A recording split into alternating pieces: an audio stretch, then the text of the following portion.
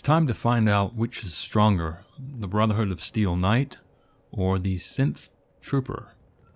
So this is really a battle of two major factions, battle of the Brotherhood of Steel with its distinctive red laser beam weapons, and a battle between them and the Institute with their pale blue beams. So here we go. I've activated the AI. There are 100 units on each side.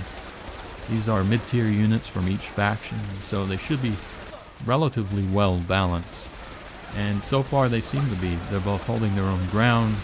The Synths may be moving forward slightly more than the Brotherhood, but I see units dropping on both sides here. They both have weapons and armor that seem fairly equal. There's, in fact, even some melee attacks coming in here. It is, however, mostly ranged attacks. It's pretty easy to see how many of each side are still alive by the frequency of the color of each beam, and right here it would appear to be roughly 50-50.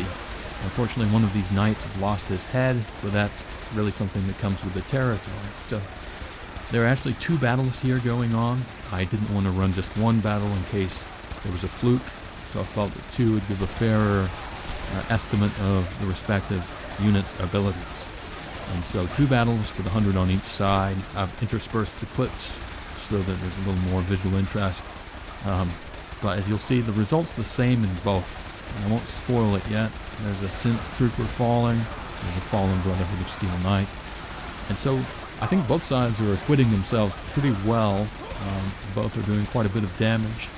And both are formidable units. These are not by any means rookie units.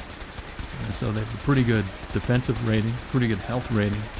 And as you can see, energy weapons have packed quite a punch. Now the Synths do seem to be moving forward a little bit. The Brotherhood of Steel are staying united and presenting a unified front.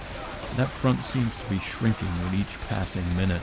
There are still quite a few red laser beams, and so they're not quite out of it yet.